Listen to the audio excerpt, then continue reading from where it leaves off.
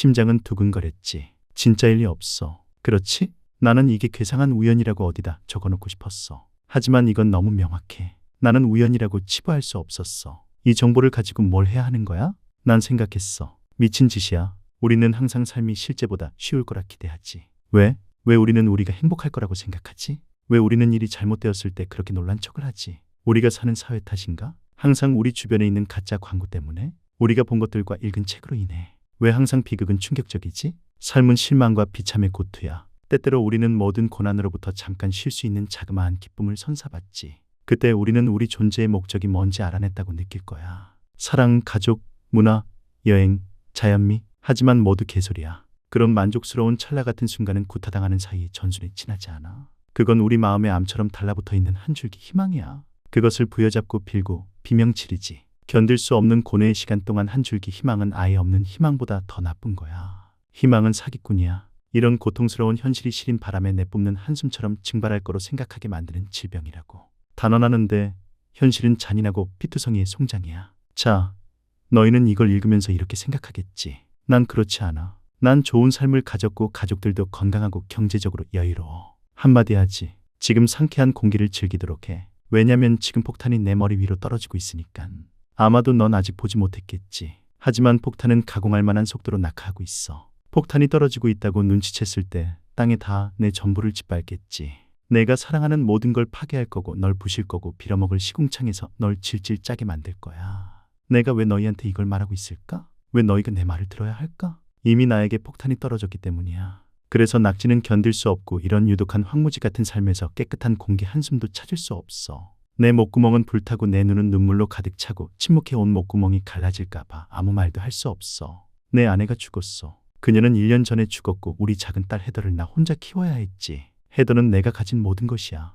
헤더는 내가 계속 붙잡고 있으려고 발버둥치는 가스 마스크 같은 존재야. 헤더는 내가 피로 얼룩진 치아 사이로 내뱉은 자포자기에 숨막힌 비명이야.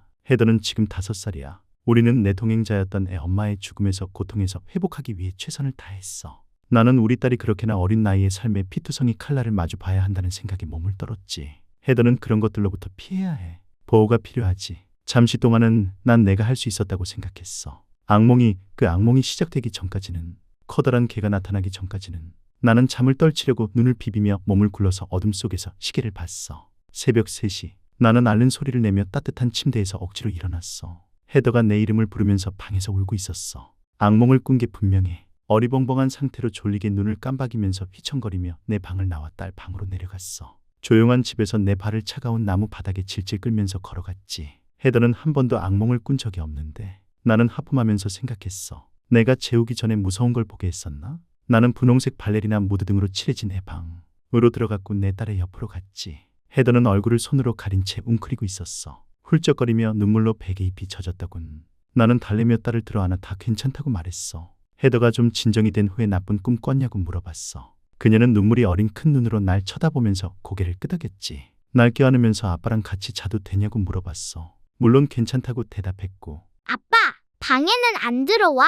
내가 애를 안은 채로 침대에서 일어나니까 물어보더군. 난 잠깐 멈춰섰어. 우리 아가 뭐가 안 들어온다는 거니? 그녀는 날 꽉 안고 속삭였어. 큰 멍멍이. 나는 그 터무니없는 말을 이해할 수 없었어. 그래서 나는 어떤 멍멍이도 우리 집에 들어오지 못하고 우리는 안전하다는 걸 말했지. 내 침실로 가면서 딸애가 안심하는 걸 알겠더군. 나는 헤더를 침대에 눕히고 잠이 들 때까지 머리를 쓰다듬었어. 그리고는 옆에 누워서 크게 숨을 내쉬었지. 무거운 피로감에 눈이 감겼어. 다음 날 삶은 새로울 게 없는 일상으로 돌아갔어. 나는 애 학교 갈 준비를 했고 일할 준비를 서둘러 했지. TV 앞에 딸 애를 두고 위층에서 샤워와 면도를 서두르면서 행복하게 토스트를 우적우적 씹었지. 항상 똑같은 아침과 같았고 나는 그 허둥지둥하는 일상에 익숙해 있었지. 스포츠 재킷을 걸치며 아래층으로 가기 위해 복도로 기운차게 들어갔을 때 난 발걸음을 멈췄어. 허리를 숙여 엄지손가락을 침으로 적셔 마룻바닥을 문질렀어. 헤더 방으로 향하는 떼자국을 닦았지. 나는 이를 악물며 아무 일 아니라고 마음속으로 생각했어. 그녀는 5살이고 항상 신발을 벗어야 하는 걸 까먹을 수도 있어. 나는 일어서서 계단을 서두르며 내려가 하루를 시작하기 위해 딸애를 챙겼어. TV를 껐고 딸애의 분홍색 바비 가방을 잡았어. 학교 가기 전 화장실 가야 하는지도 물었지. 안 간다고 딸애가 말했을 때 나는 부엌 카운터에서 차키를 잡아채고 현관문으로 딸애를 안내했지. 헤더를 쫓아 나오자마자 나는 주저했어. 문을 닫기 전에 내 손이 얼어버렸어. 나는 집 안으로 머리를 넣고 어떤 소리를 들으려고 노력했지.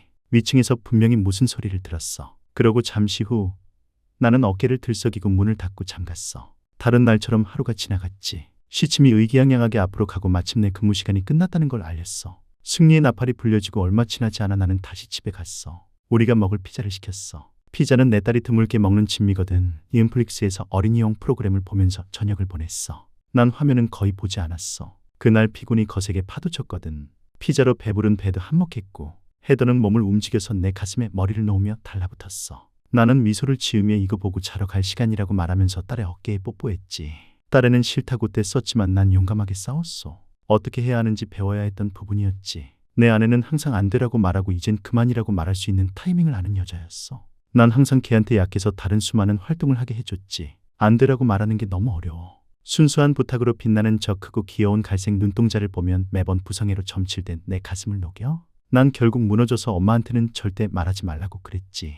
뇌암이 내 아내를 우리에게 뺏어간 후에는 나는 우리 딸의 요구를 부성애와 부모로서의 규범 사이에서 잘 조절해야 하는 걸 배울 수밖에 없었어. 난 꽤 괜찮은 균형을 찾은 것 같다고 생각했어. 매일매일이 지나갈 때마다 새로운 퍼즐 한 조각을 발견하고 자라고 있는 편부모의 한 발씩 다가가고 있어. 프로그램이 끝나자 난 헤더에게 위층으로 올라가서 양치하고 잘 준비를 하라고 말했어. 신음소리 내면서 하러 갔고 나는 부엌을 정리하기 시작했지. 접시를 식기세척기에 넣고 다 먹은 피자 상자를 버렸어. 시계를 확인하니 벌써 11시가 다 되어갔어. 나는 시간이 이렇게 빨리 갔는지 알아차리지 못해서 한숨 쉬었어. 2시간 전에 헤더를 재웠어야 했는데. 나는 숨 호흡을 했어. 괜찮아. 세계가 끝난 건 아니잖아. 부엌 청소 후에 나는 모든 불을 다 끄고 현관문이 잠긴 걸 확인했어. 만족한 채로 나는 계단을 올라가 헤더가 자고 있는지 봤어. 기쁘게도 헤더는 이미 침대에 누워 자고 있더군. 나는 미소를 지으며 다가가서 정수리에 뽀뽀했어. 헤더는 진짜 착한 애야. 난 무드등을 꺼주고 내 뒤에서 방문을 닫았지. 내 방으로 가서 잘 준비를 했어. 차가운 이불 안으로 들어가며 나는 내일 방과 후 공공자전거 도로에서 자전거 탈 수 있도록 헤더를 공원에 데려가기로 마음먹었어. 내 계획에 만족해하면서 나는 눈을 감고 꿈나라로 서서히 들어갔어. 어둠, 몽롱함, 비틀비틀. 나는 천천히 어둠 속에서 눈을 떴어. 내가 왜 깼지? 지금 몇 시야? 나는 몸을 돌려 시계를 봤어. 새벽 3시. 나는 깜박이고 눈을 감았어. 독한 술을 마신 것처럼 깊은 졸음이 내 혈관을 채우고 있었어. 헤더가 울고 있었어. 나는 억지로 눈을 다시 떴지. 그게 내가 일어났던 이유인 거야. 나는 몸을 이렇게 앉았고 손바닥으로 얼굴을 문질렀어. 왜 헤더가 울고 있었지? 또 다른 악몽? 일어서면서 제발 이게 매번 발생하지 않기를 기도했어. 어둠 속에서 비틀거리면서 내 방문을 열었지. 그 전에 복도로 나가 머리를 계단 쪽으로 기울면서 잠시 섰어. 난 밑에서 뭔가 움직이는 소리를 들은 것 같았어. 헤더 방에서 울음소리가 터져 나오자 난 정신을 차리고 복도로 몸을 질질 끌고 내려가 이 방문을 열었어. 방은 부드러운 분홍색 불빛이 흠뻑 밝히고 있었고 작은 발레리나는 그녀의 빛나는 몸을 벽에 비추고 있었어. 난 딸에게 다가가 다 괜찮다고 아빠가 왔다고 속삭이면서 침대 옆에 무릎 꿇었어. 딸애는 내 목에 팔을 두르고 날 꽉 껴안았어. 콧물로 방울을 만들면서 조용히 훌쩍거렸어. 난 머리를 쓰다듬으며 악몽을 또 꿨냐고 물어봤지. 그녀는 떨어져서 눈물로 가득한 얼굴로 날 올려다봤어. 아빠 무서워. 딸애는 소리쳤어. 근데 내가 일어나니깐 헤더는 떨지 않으려고 안간힘을 다했어. 내 눈이 녹는 것 같았어. 뭐니, 아가? 일어났을 때 큰 멍멍이가 속삭였어. 그녀는 엉엉 울면서 나한테 쓰러졌어. 내 뱃속이 약간 뒤틀리는 게 느껴졌어. 공포로 가득 찬 작은 산들처럼 불안감이 닭살처럼 내 팔에 돋아났어. 헤더가 큰 멍멍이에 대해 말한 게 이틀 연속이었어. 난 딸애가 말하는 게 뭔지조차 알 수 없었어. 뭐가 되었든 그건 분명히 내 아가를 괴롭히고 있었어. 학교에서 걔에 대해 무서운 걸 누군가에게 들었거나 TV에서 본 건지 의문이 들었어. 그게 어찌 되었든 내 딸에게 악몽을 주고 있고 난 그걸 멈춰야 했어. 갑자기 헤더가 내 목을 웅겨쥐었어. 그녀가 헉하는 소리를 들었어. 내가 반응하기 전에 내 어깨에 얼굴을 묻고 더 심하게 울기 시작했어. 몸이 떨릴 정도로 말이야. 혼란스러워하며 나는 품에서 떼어내서 손으로 얼굴을 감싸 안았지. 왜 그래? 뭐가 잘못됐니? 나는 긴급하게 물어봤어. 딸애는 내 뒤 열린 방문 쪽을 가리키면서. 방금 모퉁이에서 살짝 보였는데 아빠를 봤어. 심장이 쿵쾅거리면서 나는 뒤를 돌았어. 아무것도 없었어. 당연하게도 아무것도 없었지. 뭐가 있겠어? 내 가슴을 손으로 짚으며 진정하려고 했어. 아무것도 없단다. 우리 달콤이. 내가 말했어. 그냥 그림자야. 밤이 깊었네. 내 침대에서 같이 잘까? 천천히 고개를 끄덕였지만 눈은 열린 방문을 보고 있었어. 딸애를 들어 안고 등을 문지르면서 방을 걸어 나왔어. 두려워할 건 없어. 단지 나쁜 꿈을 꾸었을 뿐이야. 복도로 걸어 나왔을 때 어둠 속에서 멈춰 섰어. 나는 오른쪽 계단 아래 까맣게 벌어진 구렁텅이를 바라봤어. 밑에서 움직이는 소리를 들은 게 맞나? 날 꼭 껴안으면서 헤더는 내 귀에 속삭였어. 지하실로 가고 있어. 딸애를 다시 껴안았어. 그 말에 내 등은 불안감으로 떨렸어. 난 헤더에게 거기로 내려가는 건 아무것도 없다고 말했어. 내 방으로 데려와 침대에 눕혔어. 옆에 앉아서 딸애가 잠이 들 때까지 머리를 만져줬어. 어제보다는 오래 걸렸지만 일단 잠이 들자 나는 내 방을 나와 복도로 나왔지. 두꺼운 어둠에게 포위되었을 때인 심야의 공포는 그림자에서 괴물을 만들어내는 재주가 있지. 나는 억지로 평정을 유지하려고 애를 썼어. 나는 어른인 걸 상기하면서 계단 끝자락으로 가 섰지. 내가 내려다보았을 때 양벽이 벽으로 되어 있는 계단에는 아무것도 없었어. 단지 맨 아래에는 네모난 검은색 입만 있었지. 나는 숨을 참으면서 들었어. 어처구니 없는 짓을 했다고 내 자신에게 말하면서 머리를 흔들었지. 그리고 내 방으로 갔어. 문을 닫고 헤더 옆에 누웠지. 난 신경이 곤두서 있었어. 잘 수 없는 상태로 천장을 봤어. 난 곧바로 잠자지 못할 것을 알았어. 침실용 탁자에서 핸드폰을 집어 인터넷 브라우저를 켰어. 잠시 생각하다가 키 큰 게 라고 쳤지. 검색된 몇몇 강아지 쇼를 지나쳐 마침내 전자게시판 링크를 찾았어. 눌렀어. 제일 위에 있는 질문을 읽었을 때 심장이 멎는 것 같았어. 질문은 이래내 아들이 계속 악몽을 꾸고 키 큰 게 라는 어떤 것에 대해 말해요. 누가 이게 뭔지 아나요? 3일째 계속 그래요. 날 미치게 하네요. 도와주세요. 제일 위 답변이 소름이 내 몸을 훑고 지나가게 했어. 답변은 다음과 같아. 당신 아들은 사실을 말하고 있는 거예요. 도움을 요청하세요. 키 큰 개는 진짜고 계속 돌아올 거예요. 이건 깊은 슬픔에 이끌리고 원하는 걸 얻을 때까지 당신 아들을 내버려 두지 않을 겁니다. 매우 위험해요. 미친 소리인 줄 알지만 사실입니다. 그걸 만난 사람들이랑 만난 적이 있어요. 진짜로 존재하고 매우 위험합니다. 나는 폰을 내려놓고 어둠을 바라봤어. 걔 걱정을 내가 가져갈 수 있다면 기쁘게 그럴 거야. 녹초가 되지 않게 조심만 하면 돼. 몸을 옆으로 돌려 문을 바라봤을 때 아래층에서 뭔가 들었어. 즉시 머릿속에서 알람이 울렸지. 내 숨에 악몽이 두렵게도 생생했어. 진짜일 리 없어. 그렇지? 나는 이게 괴상한 우연이라고 어디다 적어놓고 싶었어. 하지만 이건 너무 명확해. 나는 우연이라고 치부할 수 없었어. 이 정보를 가지고 뭘 해야 하는 거야? 난 생각했어. 미친 짓이야. 나는 폰을 내려놓고 어둠을 바라봤어. 심장은 두근거렸지. 진짜일 리 없어. 그렇지? 나는 이게 괴상한 우연이라고 어디다 적어놓고 싶었어. 하지만 이건 너무 명확해. 나는 우연이라고 치부할 수 없었어. 이 정보를 가지고 뭘 해야 하는 거야? 난 생각했어. 미친 짓이야. 이런 게 일어날 리도 없고 존재하지도 않아. 그럼에도 난 내 폰에서 경고글을 보고 있었어. 내 옆에서는 겁에 질린 딸이 몸을 웅크리고 있었지. 불안해. 나는 옆으로 누워 잠긴 침실 방문을 쳐다봤어. 그 방 뒤에는 1층으로 내려가는 계단이 있지. 내가 눈을 감자 길고 마른 어떤 것이 일어나서 나뭇결을 따라 주둥이를 질질 끌고 있는 장면을 상상했어. 나는 그 장면을 머릿속에서 빼내려고 했고 소름이 끼쳤지. 거기에는 아무것도 없는 거야. 다음 날 헤더는 악몽에 대해 어떤 말도 하지 않았고 난 묻지 않았어. 난 그냥 그걸 잊고 싶었어. 그걸 한낮에 꺼내는 건 내 이유를 도울 거라 생각되지 않아. 학교 갈 준비를 시키고 일할 준비를 했지. 집을 나오자 난 내가 얼마나 피곤한지 알았어. 어젯밤 잠을 자지 못한 게 큰 문제였어. 나는 헤더를 학교에 내려준 후 커피 마셔야겠다고 마음속에서 생각했지. 운전하는 도중에 나는 게시판 경고글을 다시 생각했어. 환한 대낮에는 그 글이 우습게 느껴졌지. 나는 공포를 내 마음 구석으로 밀어넣고 비이성적으로 행동하는 날 자책했지. 난 다 큰 어른이고 밤에 보일 것 같은 괴물이나 유령 따윈 믿지 않는다고 다시 생각했어. 헤더를 내려주고 나서 난 일 가기 전 커피 한 잔 마시러 갔어. 내 뇌는 카페인을 기꺼이 흡수했지. 김나는 커피를 홀짝대며 난 내 아내가 이 일에 대해 뭐라 말했을까를 생각했어. 아마도 내가 아둔하다면 남자답게 하라고 말했을 거야. 그 생각은 날 웃게 했어. 아내가 그리워. 이윽고 나는 주차장에 차를 세우고 하루를 시작했어. 금요일이라 조금 빨리 퇴근할 수 있으면 좋겠다고 생각했어. 신선하고 맑은 아침 공기는 아름다운 하루의 서국일 거야. 나는 헤더를 공원에 데리고 가려고 했어. 맑은 공기와 햇빛은 악몽을 잊게 해주고 광명으로 그걸 태워버릴 거라고. 그런데 계획대로 이루어지지 않았어. 하루의 절반이 지났을 때 딸의 학교에서 전화가 왔어. 난 교장이 내 딸애를 데려가라고 전했을 때 나는 너무 놀라 말을 못했어. 내가 이유를 묻자 교장은 헤더가 반 친구들을 물기 시작했고 선생님이 억지로 떼어놓을 때까지 멈추지 않았다고 말했어. 나는 놀라움이 얼굴에서 터져나왔어. 벌어진 입을 다물었어. 뭔가 착오가 있는 거야. 내 딸이 그런 짓을 할 리가 없어. 교장은 나처럼 놀랐다고 말했어. 하지만 집에 데려가야 한다고 말했어. 다른 아이들이 무서워하고 다른 학부모도 공지를 받았다고. 아주 잘 됐군. 난 이젠 난폭한 아이를 가진 호랍이겠군. 그 생각이 떠오르자마자 난 내 자신에 대해 화가 났어. 다른 이가 뭘 생각하든 하나도 신경 쓰지 마.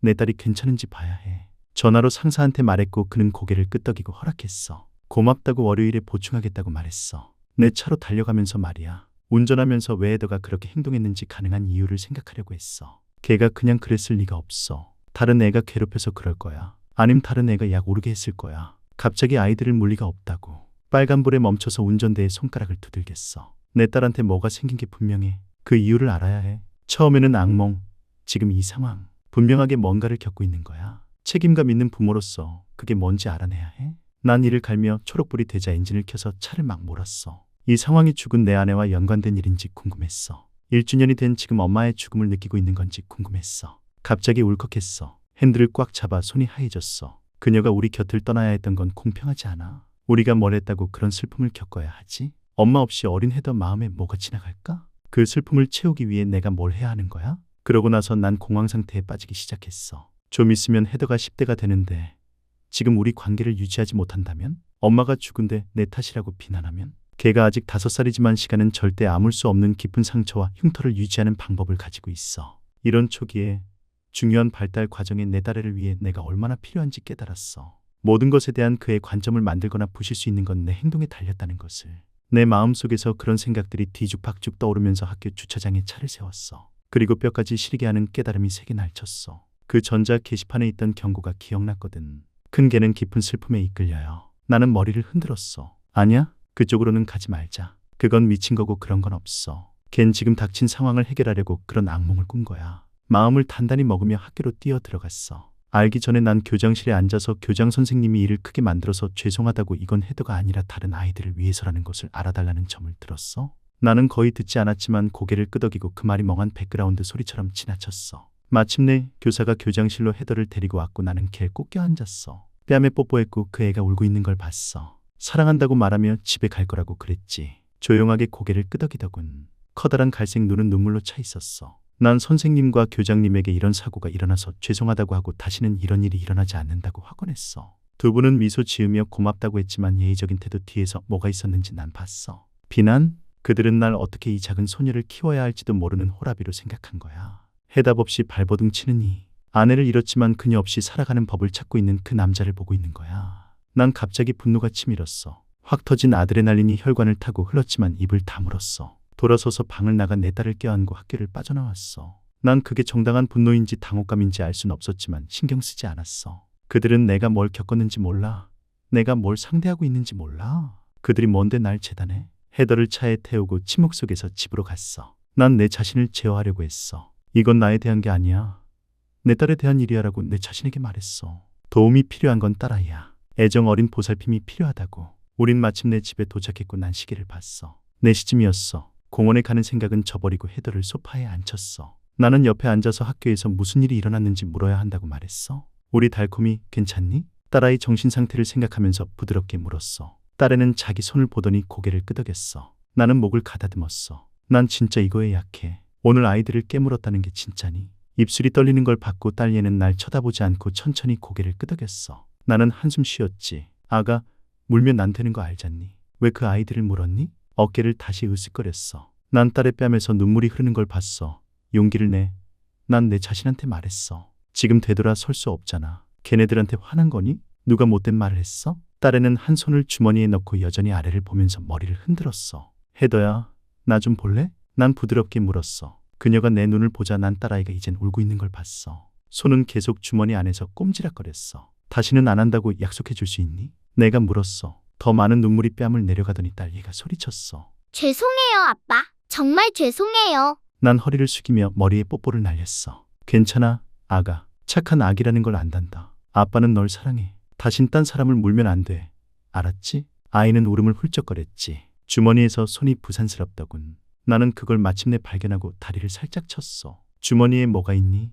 헤더, 보여줄 뭐가 있니? 딸애는 갑자기 당황스러운 표정을 짓더니 고개를 저었어. 나는 계속 재촉했어. 조금 후 그 애는 갈색 덩어리 한 주먹을 마침내 꺼냈어. 난 눈을 깜박거렸어. 왜 내 딸이 한 줌의 흙을 가지고 다니는지 궁금해했지. 그러고 나서 내 심장이 흉곽에서 심하게 펄떡거려 갈비뼈가 부서질 것처럼 느꼈어. 우리 달콤이. 나는 목소리가 떨리지 않으려고 노력하면서 말했어. 그거 개사려니? 그녀는 소파 끝에서 덜렁거리는 발을 보며 주먹을 쥐어 그걸 가슴에 껴안았어. 어디서 났지? 심한 동요가 나를 깔아뭉개는 걸 느끼면서 물었어. 주웠어. 조용히 그녀가 말했지. 그리고 왜 그걸 주머니에 넣었니? 물어봤어. 신경이 가슴 안에서 펄럭거리며 소동을 일으켰어. 해더는 날 보며 말했어. 맛있죠? 천천히 숨을 내쉬며 손을 내밀었어. 아빠한테 그거 주고 우리 일찍 저녁 먹을까? 마지못해서 딸애는 그 덩어리를 내밀었지. 나는 미소를 얼굴에 발랐어. 내가 저녁 준비하는 동안 TV 보고 싶냐고 물어보니 작게 웃으며 수줍게 고개를 끄덕였어. 그 애가 좋아하는 TV쇼를 틀어주면서 나는 내 머릿속에서 비명 지르는 목소리와 싸웠어.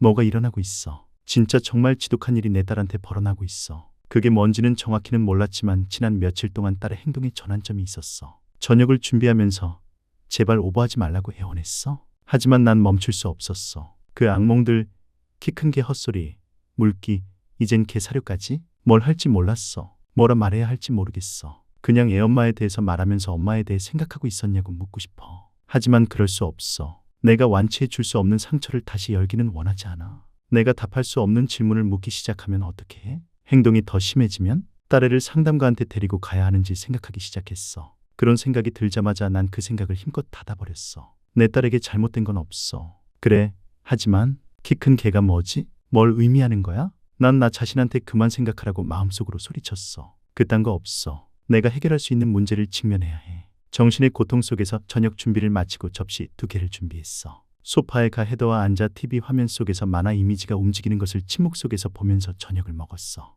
일어났을 때 큰 멍멍이가 속삭였어. 음식을 넣고 이를 갈았어. 더 이상 이런 허튼 생각은 하지 않을 거야. 정신적으로 지쳐서 침대로 기어 들어갔어. 헤더가 잠들 때까지 한참이 걸렸어. 내 침대에서 같이 자자고 애원했지만 안 된다고 말했어. 혹시 몰라 방문을 열어두었지. 베개에 머리를 뉘어 문틈으로 보이는 어두운 복도를 쳐다봤어. 난 눈을 감고 이 밤에 곤히 잠들길 조용하게 기도했어. 그럼 이 모든 게 끝나면 아마 내가 알던 작은 천사로 돌아가게 될 거야. 난 부모 역할에 대해 고민하는 길을 계속하지 싶지 않았어. 모든 작은 행동이 그 애의 쓸쓸한 미래를 예고하는 것 같다고 생각하고 싶지 않았어. 난 긴 숨을 내뱉고 꿈의 세계로 날 곤히 인도해줄 상냥한 수면의 포옹을 기다렸어. 오래 걸리지 않았지. 크게 충혈된 내 눈은 번쩍 뜨였어. 땀에 절여진 채 면도날처럼 날카로운 발톱으로 끔찍한 악몽은 내 뇌에 매달려 있었어. 천장을 바라보며 얼굴땀을 닦았어. 침을 꿀꺽 삼키고 비몽사몽의 거미줄이 없어진 현실을 기다렸지. 심장은 심하게 두근거려 진정되길 바라며 맨가슴에 손을 올렸어. 난 내 아내를 꿈꾸고 있었어. 그녀는 병원 침대에 누워 머리를 부여잡고 내 이름을 크게 소리 지르고 있었지. 난 그녀 옆에서 울면서 왜 그러는 건지 말해달라고 빌었어. 하지만 계속 비명을 질러. 난 의사를 소리쳐 불렀지만 병원 모든 불이 꺼져 있고 아무도 복도에 없다는 걸 알았어. 나는 도와달라고 아내를 구해달라고 애원하며 비명을 질렀어. 마침내 어떤 소리를 들었지. 어두운 복도에서 하얀 가운을 입은 의사가 내 발로 기어 방으로 들어오려고 했지. 서나온 눈을 한 채 날 향해 짖기 시작했어. 그 입은 개거품을 물고 있었어. 난 뒷걸음질했어. 충격과 공포가 어두운 산처럼 거대해졌어. 의사가 이빨을 드러낸 채 나에게 달려들었지. 그때 일어났어. 난 얼굴을 손으로 문질렀어. 그 장면을 머릿속에서 내보내려고 말이야. 무슨 끔찍한 악몽이냐? 스트레스로 가득 찬 마음이 내 모든 걱정을 소름 끼치는 밤 칵테일로 만든 거야. 내가 잠든 동안 몰라 다가와 내 목구멍에 때려 부은 거지. 시계를 보니 새벽 3시. 눈을 크게 뜬 채 코웃음 쳤어. 헤더가 아니라 내가 오늘 일어난 거에 감사했지. 걔 걱정을 내가 가져갈 수 있다면 기쁘게 그럴 거야. 녹초가 되지 않게 조심만 하면 돼. 몸을 옆으로 돌려 문을 바라봤을 때 아래층에서 뭔가 들었어. 즉시 머릿속에서 알람이 울렸지. 내 숨에 악몽이 두렵게도 생생했어. 나는 조용하게 누워 귀를 기울이고 들었어. 심장이 두근거렸지. 저기서 뭐가? 걷는 듯한 소리가 났어. 일어나야 해라고 난 생각했어. 공포가 뱃속을 쏘기 시작했어. 아마도 아무것도 아닐 거야. 아마도 집이 삐걱거리는 걸 거야. 혹시 애더가 일어났거나 아닌 몽유병일 수도. 나는 이불을 치우고 침대 옆쪽으로 발을 내렸어. 더 뭔가 움직이는 소리를 듣자 움찔거렸어. 뭐가 어떻게 돼가고 있는 거야. 매우 긴장하고 불안해하며 나는 문 쪽으로 조심스럽게 움직였어. 멈춰 서서 아무것도 없는 복도를 바라봤지. 아무 소리가 나지 않았어? 난 천천히 문을 열고 복도로 나갔어. 뭐가 계단 밑에서 소리를 내고 있었어. 나는 땀나는 손을 주먹 쥐고 마음을 먹었어. 집은 불가능하게도 매우 어두웠고 구석구석 웃고 있는 어둠으로 채워져 있었지. 계단 쪽으로 조심스럽게 움직일 때마다 내 발 밑바닥은 삐걱거렸어. 난 내려다봤어. 그리고 어떤 게 날 올려다봤지. 공포가 강철같이 내 목을 움켜쥐었고 비명을 삼켰어. 내 눈은 붉어 나오고 차가운 공포로 내 숨이 폐에서 밀려나왔어. 길고 호리호리한 털 없는 몸은 환자처럼 회색이었어. 개처럼 보였어. 하지만 더 크고 뼈가 얇았어. 주둥이는 계단 밑에서 날 향해 있었고 잎이트 61cm 이상이었어. 눈은 완전히 하얗고 부푼 마시멜로우처럼 안화에서 튀어나왔어. 내 발로 섰고 아빠는 첫 번째 두 계단에 올라와 있었지. 날 쳐다보자 그건 똑바르게 서기 시작했어. 내 무릎은 후들거렸고 머리가 천장을 향해 두 발로 일어나는 걸 나는 절대적인 공포에 사로잡혀 봤어. 목은 개보다 훨씬 길었고 그건 날 보며 검은 바늘 같은 이빨을 드러내며 으르렁거렸어. 그건 날 향해 천천히 계단을 올라오기 시작했어. 나는 절박하게 뒤로 물러섰어. 내가 보고 있는 게 뭔지 이해할 수 없었어. 나는 내 팔에 걸려 넘어졌어. 하지만 다가오는 기괴한 괴물 덩어리로부터 눈을 뗄 수 없었어. 계단을 다 올라오자 그건 내 발로 섰어. 그 부은 하얀 눈이 흥분으로 고동쳤어. 비명을 지르려고 했지만 내가 비명 지를 숨조차 없다는 걸 알았어. 내가 살아오면서 본 것 중 제일 무시무시했어. 내 머릿속에서 모든 비상벨이 격하게 울렸어. 나는 두 손으로 몸을 당겨 안전한 방으로 가서 일어서서 문을 잡아 격렬하게 닫았어. 나무에 기댄 채 숨을 미친 듯이 들이마셨어. 시오빨 저게 뭐야? 내 집에서 저게 뭐하고 있는 거야? 어디로 들어온 거야? 헤더. 안 돼. 나는 문에 귀를 가져댔고 복도를 따라 발자국 소리를 들었어. 헤더의 방으로 가고 있어. 나는 어둠 속에서 무기를 찾으려고 허둥지둥했어. 난 대충 바닥에 벗어놓은 작업 바지를 잡고 벨트를 풀었어. 내 손에 감고 버클이 바깥쪽으로 가게 했어. 닫힌 문에 가서 숨을 들이마셨어. 내 딸을 해치게 내버려 두진 않을 거야. 문을 열고 어두운 복도로 나왔어. 주변을 살펴봤지만 아무것도 없었어. 그건 헤더의 방에 있어. 난 복도를 조심스럽게 내려갔어. 어떤 생물체의 소리라도 듣게 귀를 기울였지. 헤더 방문은 열려 있었고 안에서 희미한 분홍색 빛이 나오고 있었지. 난 딸아이 방에 들어갔고 움직일 수 없었어. 그 괴물, 키 큰 개가 헤더 침대에 내 발로 서 있었어. 그놈의 주둥이를 그의 귀 옆에 놓고 빠르게 말하고 있었어. 하지만 난 아무 소리 듣지 못했어. 마치 딸아이 꿈에 직접적으로 말하는 것 같았어. 헤더는 눈을 감고 있었지만 키 큰 개가 조용하게 말로 그의 마음을 채우면서 작은 울음소리를 내면서 몸을 뒤척였어. 갑자기 그게 내가 방 안에 있다는 것을 깨닫고 머리를 돌렸어. 그것의 눈은 안구에서 진동하는 것 같았어. 젤라틴의 우윳빛 공막일에서 새어나오는 두꺼운 흰 고름이 새어나왔어. 그건 나한테 이빨을 드러냈어. 입안은 날카롭고 흑당 같은 어둠으로 가득 차 있었어. 나는 한 발 뒤로 물러섰어. 목이 조여지는 느낌이 들으며 손에 쥔 벨트를 더욱 세게 움켜잡았어. 헤더 없는 곳으로 가게 해야 해. 가슴이 두근거리고 등이 식은땀으로 덮여 있었어. 움직이는 다리를 억지로 고정시키고 마른 입술을 핥았어. 침대에서 돌아서서 두 다리로 서서 날 내려다보았어. 생김새가 개처럼 보였지만 동물처럼 움직이지 않았어. 그것은 뒤틀린 다리와 근육으로 완벽한 균형으로 섰고 인간처럼 자신감으로 충만했어. 원하는 게 뭐야?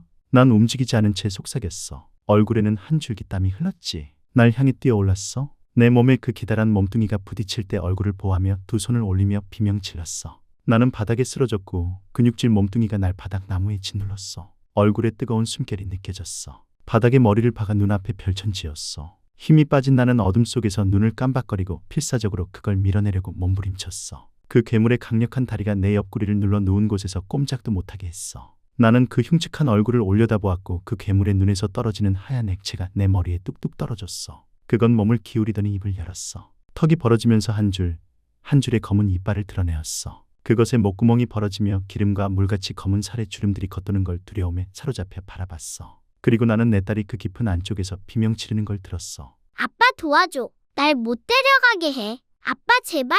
패닉으로 헤더의 목소리는 세대었어. 내 몸의 등골이 오싹해지는 공포의 물결을 불러왔어. 아니야, 이럴 수 없어. 저건 내 딸이 아니야. 그럴 수 없다고. 하나님 제발. 아니야. 키 큰 개는 턱을 닫았어. 나는 갑자기 힘이 솟아 그걸 나한테서 밀어냈어. 그건 열린 문을 향해 내 발로 스치듯 재빨리 도망갔지. 나는 거칠게 숨을 몰아쉬며 허둥지둥 일어났어. 뭔 짓을 한 거야? 나는 공포와 분노로 몸을 떨며 비명 질렀어. 내 딸에게 뭔 짓을 한 거야? 키 큰 개새끼는 쭈그려 앉아 킁킁거리며 날 쳐다봤어. 난 그게 공격할 순간을 기다렸어. 그게 움직일 순간을 기다렸어. 이 괴물이 날 죽일 거야? 그걸 알았어. 하지만 난 준비되었어. 희미한 빛 안에서 나는 부들거리며 다음에 일어날 일을 받아들이며 땅바닥에 섰어. 나에게 돌지라는 대신 그건 몸을 돌려 현관으로 뛰어내려갔어. 충격 속에서 그게 계단을 뛰어내려가고 1층에 도착한 소리를 들었어. 발자국 소리가 더 들리더니 사라졌고 난 공포로 몸을 떨면서 그게 없어졌다는 걸 깨닫게 되었어. 침대에 헤더가 꼼짝하지 않고 누워있는 걸 봤어. 나는 바닥에 벨트를 던지고 딸의 옆으로 갔어.